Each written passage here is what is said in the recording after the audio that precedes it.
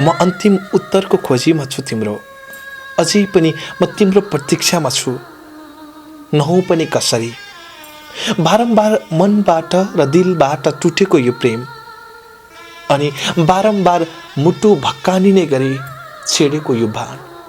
सायद तिमीले मलाई यति धेरै चोट दिएकी थिएनौ भने आज प्रेमको एउटा अध्याय अवश्य कोरिने थियो। तिमीले त सीमित प्रेमको अनुभूति गरेछौ। हो, म पनि त्यही सीमित प्रेमको अनुभूतिमा डुबुल्को मारेछु। खै कसरी तिमीलाई यो प्रेमका शब्दहरूबाट व्यक्त गरौँ आफ्नो जीवन। मैले भुलिसकेको यो जीवन अनि मैले तोडिसकेको यो प्रेम फेरि तिम्रा लागि शब्दबाट व्यक्त गर्दैछु। बस अन्तिम उत्तरको खोजीमा। मैले गरेको प्रेमको अनुभूति तिमीलाई किन हुन सकेन? के तिमीलाई यही स्वार्थ प्रेमको अनुभूतिको मात चढेको थियो? के तिमीलाई जीवनकाल प्रेमका अनुभूति स्वार्थमा बाँधिन पुग्ने बाटो खोजिराखेको थियो? तिमीलाई थाहा थिएन कि प्रेम के हो भन्ने। तिमीलाई थाहा थिएन कि माया कसरी गरिन्छ भन्ने। त्यसकारण आज मलाई यो बाटोको आधा क्षणमा राखेर जीवनको अन्तिम दोसादमा पारेर छाड्यो। मलाई एउटा मात्र तिम्रो उत्तरको खोजीमा आफूलाई भौताडी राख्छु। म एउटा मात्र तिम्रो उत्तर पर्खिराखेको हुन्छु। बस मैले तिमीलाई गरेको प्रेमको अर्थ के थियो? धोका या स्वार्थ? तिमीले धोका दिनु थियो भने कारण के थियो र स्वार्थ थियो भने किन प्रेम गर्यौ? बस यी दुई कुराको तिमीबाट विकल्प खोजिराखेको छु। आजभन्दा 5 वर्ष अगाडिको कुरा हो। तिमीसँग सम्बन्ध गाँसेको त्यो क्षण आज जस्तो लाग्छ खासै धेरै कुरा हुन्न थियो। भेटघाट हुन्थ्यो, परिचय थियो गाउँले आफन्तको, परिचय थियो साथीभाइ इष्टमित्रको, साथी सङ्गीको, परिचय थियो तल्लो घर माथिल्लो घरको या छिमेकीको। त परिचय थिएन प्रेमको, परिचय थिएन सम्बन्धको, किनकि हामी त्यो सम्बन्धमा बाँधिएका थिएनौँ। तिमीले पनि मलाई बिस्तारै माया गर्न थाल्यौ अनि म पनि तिमीलाई। हामी गोठालो जाँदा होस् या घाँस दाउरा जाँदा होस् सँगै जान्थ्यौँ। 16-17 वर्षको त्यो उमेर कलकलाउँदो जवानीको उमेर। त्यसकारण पनि होला प्रेमका अनुभूतिहरू एकले अर्कालाई सलबलाउने प्रयास गर्थ्यौँ। प्रेमबाटै तिमीलाई म आफ्नो बनाउन खोज्थे त तिमीले पनि मलाई प्रेमबाटै आफ्नो बनाउन खोज्थ्यौ। हो, यसरी सुरु भएको थियो तिम्रो र मेरो कहानी। जब तिमीले मलाई भित्री मनदेखि मायाको अनुभूतिहरू व्यक्त गर्न थाल्यौ, त्यसपछि तिमीसँगको प्रेमको अनुभूति बिस्तारै लम्बिन थाल्यो, झाँगिन थाल्यो। तिमी सुन्दरी थियो, सबैले मन पराउँथे। गाउँलेले, समाजले अनि समाजका केही युवाहरूले पनि आँखा लगाउँथे, जिस्काउँथे। त्यो मलाई मन पर्दैन थियो। भित्रभित्रै म जल्थे। अरू साथीले पनि मेरो अगाडि हेर त कति सेक्सी, कति राम्री, कति सुन्दरी। वाह, यस्ता खालका अनेकौं शब्दबाट तिमीलाई परिचित गर्थे। मलाई त्यो पटक्कै मन पर्दैन थियो, किनकि तिमी केवल मेरो थियो। तर तिम्रो लागि त्यो त सार्थक त रहेनछ आज थाहा भयो। तिमीलाई त 2 दिन प्रेमको अनुभूति मात्र लिनुपर्ने रहेछ। आज ठिक 2 वर्ष भयो तिमीबाट म र मबाट तिमी टाढिएको। जम्मा 2 वर्ष। तर मलाई जुगौँ जुग लाग्छ तिमीले मलाई छाडेको, मलाई एक्लो पारेको, अल्पत्रमा जिउनु न मर्नु पारेको। हो, मलाई जुगौँ जुग लाग्छ तिमीले मलाई पागल सरी बनाएर जिउनु न मर्नु पारेको। म हरेक दिन तडपिँदै तिमीलाई फोन मार्फत भन्थे, प्लिज मलाई बुझ, एकचोटि बुझ। तर तिमीले भन्थ्यौ, किन फोन गरिस्, को होस् त, मैले तँलाई चिनिन। हो, तिम्रा यी शब्दहरूले मलाई यति छेड्थ्यो, यति पोल्थ्यो।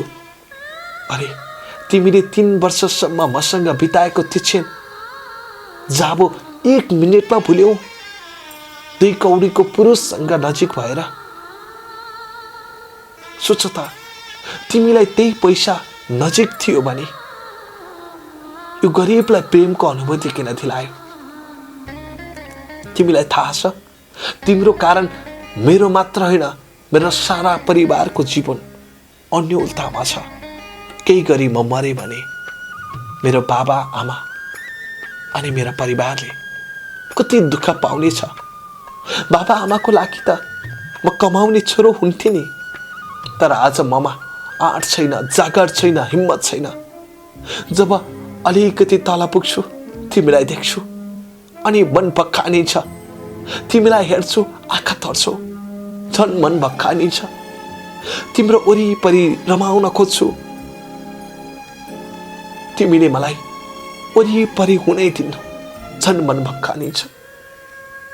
तिमीलाई के थाहा त्यो साँचो माया भन्ने के हो भनेर? आज घर वरिपरि छिमेककै नजिकै तिमीले एक पुरुषसँग सम्बन्ध गाँच्यौ, विवाह गर्यौ, तिमी त खुसी भयो।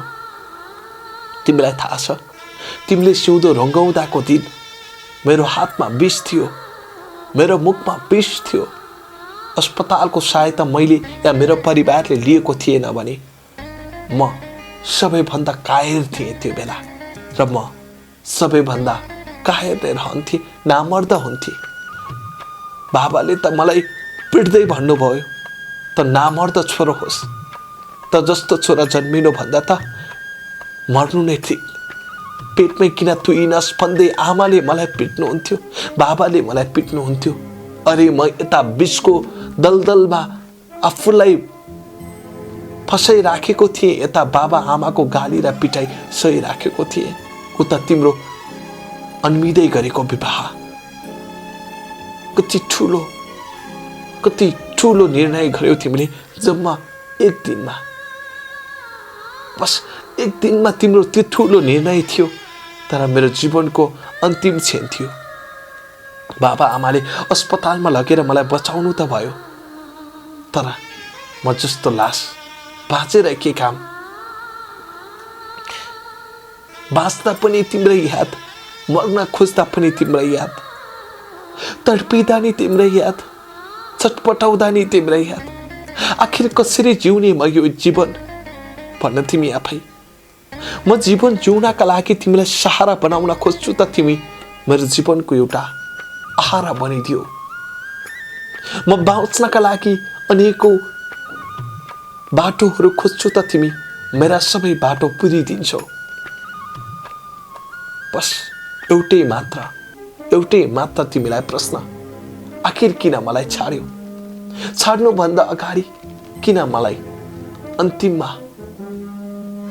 यति मात्र प्रश्न गरिनौ कि यो साँचो प्रेम थियो भनेर? तिमीले त साँचो प्रेम गरेकी थिएन रहेछौ। आखिर शारीरिक प्रेम साँचो हुँदो रहेनछ तिम्रो लागि। तिमी वरिपरि घुम्ने भमराना पर्यो,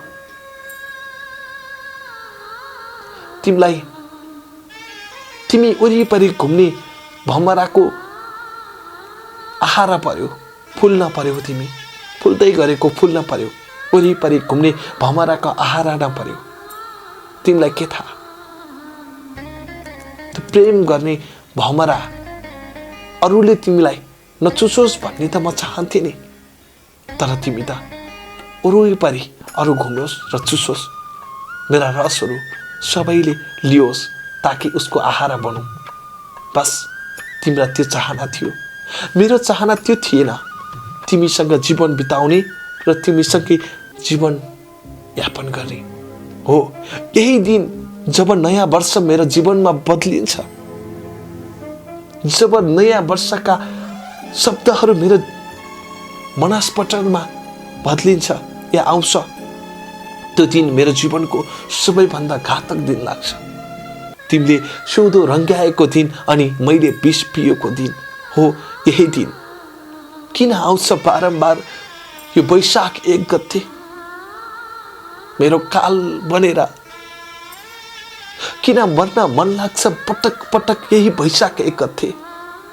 खै कुन नयाँ वर्षमा म मर्छु थाहा छैन, तर म अवश्य मर्छु, किनभने म यो नयाँ वर्ष आएको देख्न र सुन्न सक्दिनँ। मलाई पनि त मनमा चोट परेको छ, मलाई पनि त मनमा पीडा छ, र त म पटक पटक त्यही पीडा र मनमा परेको चोट बोकेर आफ्ना जीवनलाई अगाडि बढिराखेको हुन्छु। लाग्ला तिमीलाई, अरे यार यो त 2 दिन नाटक गर्छ। थाहा छ तिमीलाई पहिलो माया भन्ने के हो भनेर? के थाहा तिमीलाई झुटो माया गर्नेलाई, सीमित आफ्नो शरीरसँग प्रेम गर्नेलाई, अरूको शरीरलाई आफ्नो बनाउनेलाई? जब प्रेमको भावमा डुब्ने गर। हुन त तिमीलाई आज पनि धनको लोभले कोही पुरुषसँग थाल्यो र सिउँदो भर्यो, तर यो तिम्रो विवाह जीवन त छैन। हेर तिमीलाई यो मेरो श्राप पनि हो, किनकि तिमीले जीवन त मसँग प्रेम गरेको छैनौ भने अरू कोहीसँग तिमीले जीवनभर जीवन बिताउँछौ भनेर म कसरी कल्पना गरौँ? म तिमीलाई एउटै मात्र श्राप दिन्छु, जब तिमी मेरो हुन सकेनौ, अरू कसैकै नहौ। बस यति हो, किनकि मेरो भावना र मेरो कल्पना तिमीले कहिले पनि बुझिनौ, मेरो जीवन र मेरो जिन्दगी कहिले पनि बुझिनौ, मेरो सम्बन्ध र मेरो सार्थकता कहिले पनि बुझिनौ, मेरो मन र मेरो तन कहिले पनि बुझिनौ, मेरो मस्तिष्कमा तिमी कहिले पनि आफूलाई व्यतीत गर्न सकिनौ। तिमीलाई त लाग्ला सानो सदाका प्रेम भुलेर सकिन्छ, तिमीलाई त लाग्ला त्यो क्षणिक प्रेम त्यसै हराउँदै जान्छ, तर मलाई जीवनमै त्यस्तो लाग्दैन, किनकि म साँचो प्रेममा तिमीसँग नजिक भएको हुँ। म त्यसै तिमीसँग जीवनभर आफ्नो जीवनकाललाई व्यतीत गर्न आएको होइन, बुझ्यौ? म आफ्नो आफूसँग नजिक भएका यी सब कल्पनाहरू तिमीसँग व्यतीत हुन आएको हो। लाग्ला तिमीलाई आधा जीवनको आधा मुडको त्यो कुन महत्त्व रहन्छ र भनेर? लाग्ला तिमीलाई कहीँ कतै ठुक्किन्छ यो प्रेम भनेर, तर लाग्दैन तिमीलाई यो प्रेम प्रेम होइन भनेर, प्रेम हो भनेर लाग्छ तिमीलाई यो प्रेम प्रेम हो भनेर। अनि जिउन गाह्रो हुन्छ तिमीलाई त्यो पहिला, जुन बेला तिमीले मलाई कहिल्यै पाउने छैनौ। तिमीलाई थाहा छ तिम्रो परिवारमा पनि त्यति खुसी मिलेको छैन तिम्रो विवाहबाट, तिम्रो रोजाइ तिम्रो परिवारले त्यति रुचाएको छैन, न त तिम्रो श्रीमानले नै तिमीलाई रुचाए, किनकि तिम्रा सारा चरित्र तिम्रो श्रीमानले एक एक गरी थाहा पाए। खोइ त तिमी जीवन साथीलाई खुसी दिन सकेको? तिमी एउटा जीवन सङ्गिनी भनेर त्यहाँ पुगेकी होइन? आज त गाउँमा पुरा हल्ला छ त, फलाना कि छोरी आज खुसी छैन अरे भनेर। मसँग खुसी नभएकी तिमी उता कहाँ खुसी हुन्छौ र? बिचरा पैसाका लागि मरि मेट्छ, अनि तिमी पनि पैसाकै लागि मरि मेट्छौ। उसलाई पनि आनन्द ऐसा आराम चाहिएको होला नि, दिन सकिनौ। त्यसकारण तिम्रो पैसाको आश अब बिस्तारै मर्छ र तिमीले पनि उसको माया पाउन छाड्छौ, किनकि उसलाई पनि अरूसँगै रमाउने ती पलहरू आफूसँग व्यतीत भइसकेको छ। आज म राम्रो जागिरी छु, तिमीसँगै पढेको हुँ, म पनि एउटा राम्रो पेसा गर्छु, परिवार र सब थोक मैले सहजै पाल्न सकेको छु, तर जीवनमा तिमीलाई पाल्न सकेको छैन, किनकि तिमी मेरो मनको एउटा चोट बनेर आएकी छौ। पटक पटक जब तिम्रो सम्झना आउँछ, शरीरका सबै अङ्गहरू पूर्ण रूपमा नचल्ने हुन्छ। सब चिज म तिमीबाट भुल्ने प्रयत्न गर्छु। जब तिमीलाई भुल्न खोज्छु तब तिम्रा ती प्रेमका नाटकीयहरू मेरा आँखामा घुम्छ अनि तसङ्ग हुन्छु। हान्छ तिम्रा मनका छेडहरूले, बाणहरूले। झुटो प्रेमका बाणहरूले पनि हान्दो रहेछ, झन् पोल्दो रहेछ मन, भक्कानिदो रहेछ अनि बग्दो रहेछ आँसु। जब रात पर्छ तिम्रो याद आउँछ, जब उज्यालो हुन्छ तिम्रो याद आउँछ, जब काम गर्छु तिम्रो याद आउँछ। नआओस् पनि कसरी 3 वर्ष तिमीसँग बिताएका पलहरू हरेक सेकेन्ड जस्तो लाग्छ। सायद भुल्न वर्षौँ लाग्छ मलाई। मैले अघि भने जस्तै सायद तिमीलाई भुल्नु र म मर्नु एकै हो।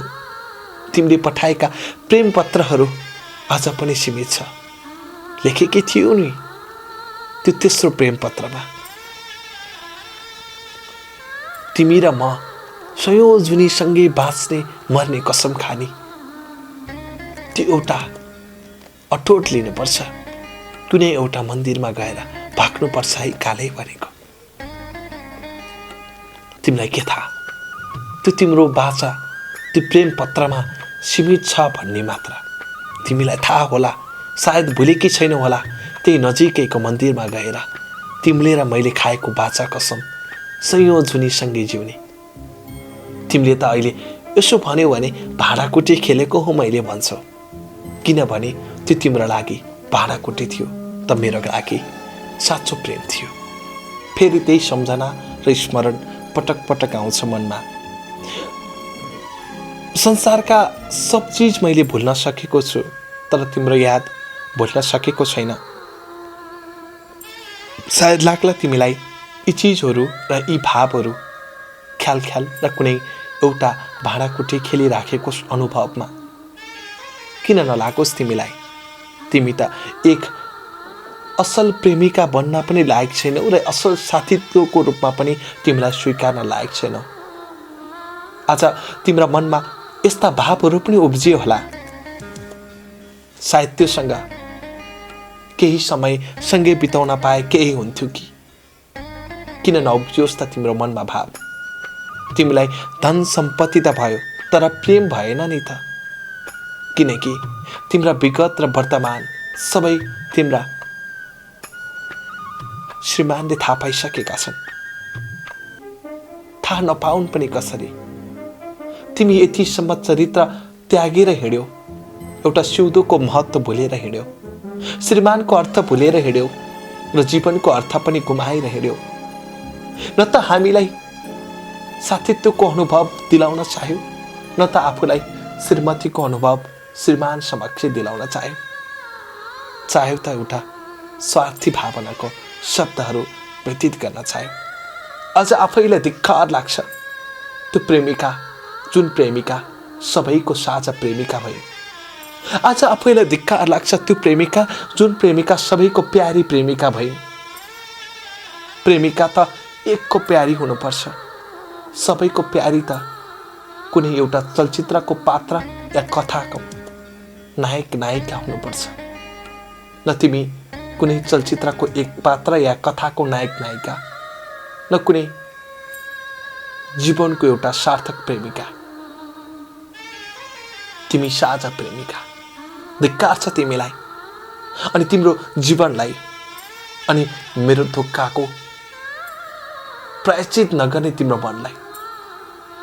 मलाई धोका दिने र मेरो मन चुन्ने तिमीले भनेको थियो अन्तिम पटक, अरे यार के सोचेर तिमीले मलाई बिहे गर्छु भन्यौ भनेर। बस त्यही शब्द मेरो मनमा बारम्बार घोचिराख्छ। तिमीलाई मैले के सोचेको थिएँ थाहा छ त? एउटा साँचो प्रेमिकालाई आफ्नो श्रीमती बनाउन चाहदैन कि त्यो अधिकार थिएन? तिमीले भन्यौ मैले त त्यो एउटा प्र्याक्टिस मात्र गरेको थिएँ, परिचय थियो प्रेमको। परीक्षा दिन पाउँदिन मैले। अरे यार, परीक्षा मसँग होइन, तिमीले तिम्रो जीवनसँग ल्याऊ। मसँग त जीवन र सम्बन्ध सोच। तिमीले मसँग परीक्षा लिनलाई प्रेम गरेको थियो भने त्यो अनुभूति कति दिनका लागि थियो भन्न तिमी आफै। के थियो तिमीसँगको प्रेमको अनुभूति? किन टिक्दैन तिम्रो माया अर्कोसँग पनि? अनि तिमीले बिहेको निम्तो दिन आउँदाको त्यो क्षण किन आफै आयो त? थोरै माया पनि रहेनछ तिमीमा, न त थोरै दया पनि। तिमी बिहेमा आउला, अझ खाना पकाउन रे। तिम्रो लागि म जन्ती त बन्न सकिन, तिम्रो लागि म बिहेको बेहुला त बन्न सकिन, न तिम्रो मण्डपको कुनै एउटा प्रिय पात्र, न त बन्न सके तिम्रो प्रेमी। तर तिमीले हेपेर मलाई घरको भान्से बनाएर बोलायो, जन्तीको भान्से बनेर तिम्रो बिहेको मण्डप सजाउन आउने म सजावट थिइनँ। त्यसकारण म तिम्रो विवाहमा आउन सकिनँ। तिम्रो विवाहमा मुटु छेडेर म कसरी आउन सक्छु? एउटा राम्रो उपहार ल्याइदिए है पनि भन्यो। अरे, मुटु उपहार दिएको थिएँ मैले, अनि मैले सोचे तिम्रो लागि उपहार म मरेपछि मेरो शरीर नै थियो। अनि भने तिम्रो घरमा बिहेको रमझम हुँदा मेरो घरमा आउँछन् मलामी। तिम्रो घरमा तिम्रो सिउँदो रङ्गिदा म चढ्छु लासमाथि अनि पुग्छु आरे घाट या कुनै एउटा घाटमा। अनि सम्झिन्छौ तिमीले छिमेकी मरेछ भनेर। कहाँ सम्झिन्छौ तिमीले आफ्नो प्रेमी मरेछ भनेर? छिमेकी त मर्छन् कुनै समय मर्छन्, तर प्रेमिका मर्दा हाँस्ने सायद एउटा मात्र प्रेमिक, प्रेमी मर्दा हाँस्ने एउटा मात्र प्रेमिका सायद तिमी हुन्छौ। किनकि तिमीले प्रेमको अनुभूति गर्न सकेनौ। त्यसकारण अन्तिममा म तिमीलाई केही शब्दबाट एउटै मात्र प्रश्न गर्दैछु। तिम्रा लागि सबथोक धन सम्पत्ति र एउटा शरीर थियो भने किन त मलाई 3 वर्ष बोलायो? तिम्रा लागि सबथोक अरू कोही पुरुष थियो भने किन मलाई सम्बन्धको खाडेलमा डुबायो? तिम्रा लागि संसारका सबथोक चोट थियो भने किन मलाई खुसीका दीपहरू बाल्ने अनुभूति गरायो? आखिर गरायो त जिउनु र मर्नु, बीच बाटोमा पर्नु गरायो त आखिर खाडेलभित्र सरिने गरायो त आखिर आज मरे सरा गरायो। त्यसैले अन्तिममा तिमीलाई एउटै प्रश्न, यसको उत्तरको खोजीमा तिमी जहाँ छौ बस किन मलाई एक्लो पारेर गयो? के अपुग थियो ममा? के स्वार्थ थियो ममा? हो, धन सम्पत्तिमा म गरिब थिएँ, तर मनमा धनी थिएँ। किन सहेन तिम्रो लागि यो मन? किन चाहेनौ तिमीले मलाई? यसको मात्र उत्तर तिमीले दिनेछौ। उही तिम्रो असफल प्रेमी राज धनगढी। दर्शकबिन, मैले राज केसीको यो प्रेम पत्र पढेँ र प्रेम कहानीसँग जोडेको यो प्रेम पत्र म आफैले प्रेषित गरेको हुँ। राज पात्र मात्र हुनुहुन्छ र यो ठाउँ पनि काल्पनिक हो र यो प्रेम पत्रमा पनि केही न केही प्रेमको अनुभूतिहरू पाउनुभयो होला पक्कै पनि। र पक्कै पनि आज धेरै पछि म पुनः तपाईँहरूको बिचमा जोडिएको छु। फेरि कथा पछि नमस्कार छ। तपाईँलाई कथा कस्तो लाग्यो, यसको निरन्तरता तपाईँले पक्कै पनि चाहनु भएको छ। सबैभन्दा पहिले त नववर्ष 2077 को पावन घडीमा सबैलाई हार्दिक शुभकामना व्यक्त गर्दछु। तपाईँको राम्रो होस्, हामी सबैको राम्रो होस्, हामी सबैको भलो चाहन्छौँ। आजको प्रेम पत्र जस्तो, प्रेम कथा जस्तो तपाईँको जीवन नहोस्। कसैसँग जीवन व्यतीत गर्नुभएको छ भने त्यसको सार्थकता अवश्य प्राप्त होस्। 2-4 वर्ष सीमित प्रेमको अनुभूतिमा, कुनैसँग शारीरिक प्रेमको अनुभूतिमा बाँधिनु भएको छ भने त्यो प्रेमबाट टाढा हुनुहोस् र आत्मीय प्रेमको अनुभूतिमा बाँडिनुहोस्, ताकि तपाईँको प्रेम सदैव सफल हुन्छ। मैले सिकाएको सब कुरा तपाईँको जीवनमा व्यतीत हुनुपर्छ भन्ने त छैन, तर तपाईँको जीवन असफल भएको त म कहाँ हेर्न सक्छु र। त्यसका लागि पनि सफल प्रेमको अनुभूति तपाईँले गर्नुपर्छ। त्यसका लागि तपाईँले अवश्य कमल सरगमको अफिसियल युट्युब च्यानल सब्सक्राइब गर्नुपर्छ। यो प्रेम कथा तपाईँलाई कस्तो लाग्यो? तपाईँ पनि यस्तै प्रेम पत्र या प्रेम कथा पठाउन चाहनुहुन्छ र जोडिन चाहनुहुन्छ भने कृपया तपाईँले KAMAL कमल फेसबुकमा KAMAL कमल SARGAM कमल सरगम सर्च गर्नुहोस्। मलाई फेसबुकमा फलो गर्नुहोस्, एड गर्नुहोस् हैन। एड गरेपछि म फलो हुन्छु अनि तपाईँले अफलाइनमा मेसेज छाड्नुहोस्, कमलजी मेरो पनि प्रेम पत्र छ, पढिदिनुहोस् भन्नुहोस्। म तपाईँको प्रेम पत्र सरल रूपमा, सहज रूपमा मनदेखि पढ्नेछु। तपाईँको प्रेम पत्रले समाज र सामाजिकीकरण अवश्य हुनेछ। तपाईँको प्रेम पत्रले मेरा मन अनि मेरो तन सबै बदलिनेछ। तपाईँकै प्रेम पत्र पढेर मेरा मनका भावनाहरू सचल्किन पाऊँ, यही भन्दै यो विशेष श्रृङ्खलाबाट बिदा हुन्छु। तपाईँको बाँकी पल शुभ बितोस्। क्यामेरामा साथ दिनुहुने किरणलाई पनि धन्यवाद। नमस्कार। Subscribe to my channel and also press this bell icon so you never miss any new update.